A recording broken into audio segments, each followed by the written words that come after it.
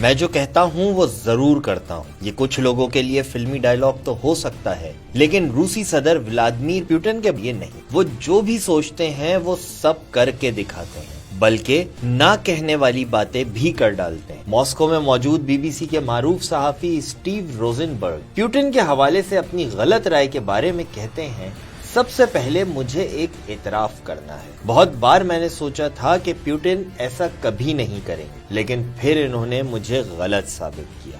2014 میں میں سوچتا تھا کہ وہ کبھی بھی کرائمیا پر قبضہ نہیں کریں گے، مگر انہوں نے کر لیا. اسی سال میں نے سوچا کہ کبھی بھی وہ ڈنباس میں جنگ شروع نہیں کریں گے، مگر پیوٹن نے یہ جنگ چھیڑ دی. اور اب مجھے 2022 یقین تھا کہ پیوٹن یوکرین پر باقاعدہ حملہ نہیں کر سکتے، مگر انہوں نے کر دیا. اب میں اس نتیجے پر پہنچا ہوں کہ یہ جملہ کہ ایسا کبھی نہیں ہو سکتا کا اطلاق پیوٹن پر نہیں ہوتا. اور یہ نتیجہ ایک مشکل سوال کو جنم دیتا ہے، کیا پیوٹن کبھی بھی نیوکلیئر بٹن دبانے میں پہل کریں گے؟ یہ کوئی فرضی سوال نہیں ہے. روس کے صدر گزشتہ رات اپنے ملک کی جوہری فورسز کو الرٹ رہنے کا حکم دے چکے ہیں. انہوں نے یہ فیصلہ نیٹو رہنماؤں کی جانب سے جاری کردہ جارحانہ بیانات اور روس پر پے در پے معاشی پابندیوں کی وجہ سے کیا ہے. حالیہ دنوں میں پیوٹن کے بیانات کو ذرا غور سے سنیں. گزشتہ جمعرات کو جب انہوں نے ٹی وی پر ایک خصوصی فوجی آپریشن کے آغاز کا اعلان کیا جو دراصل یوکرین پر باقاعدہ حملہ تھا، تو انہوں نے ایک تنبیہ بھی جاری کی. اگر کوئی بھی اس معاملے میں باہر سے مداخلت کرنے کے بارے میں سوچ رہا ہے تو وہ جان لے کہ اگر ایسا کیا گیا تو ایسے نتائج بھگتنا ہوں گے جن کی نظیر تاریخ میں نہیں ملتی.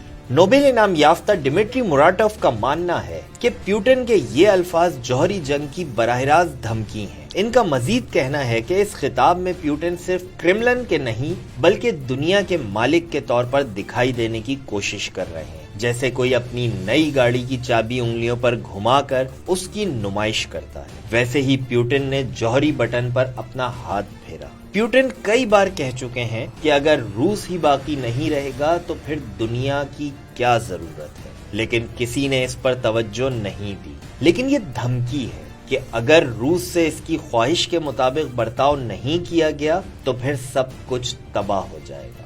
سن 2018 میں ایک دستاویزی فلم میں روس کے صدر پیوٹن نے کہا تھا کہ اگر کوئی روس پر قبضہ کرنے کا فیصلہ کرے تو ہمارے پاس جواب دینے کا قانونی حق ہے. ایسا کرنا انسانیت کے لیے اور دنیا کے لیے تباہ کن ہوگا. لیکن میں روس کا شہری اور ریاست کا سربراہ ہوں. ہمیں ایسی دنیا کی ضرورت کیوں ہوگی جس میں روس نہیں ہوگا؟ دفاعی تجزیہ نگاروں کا کہنا ہے کہ اب 2022 میں جب وہ یوکرین پر حملہ کر چکے ہیں تو امریکہ اور یورپ کی طرف سے معاشی پابندیاں انہیں کسی بھی سخت فیصلے کی جانب دھکیل سکتی ہیں، اور وہ ہے ایٹمی یا نیوکلیائی حملہ.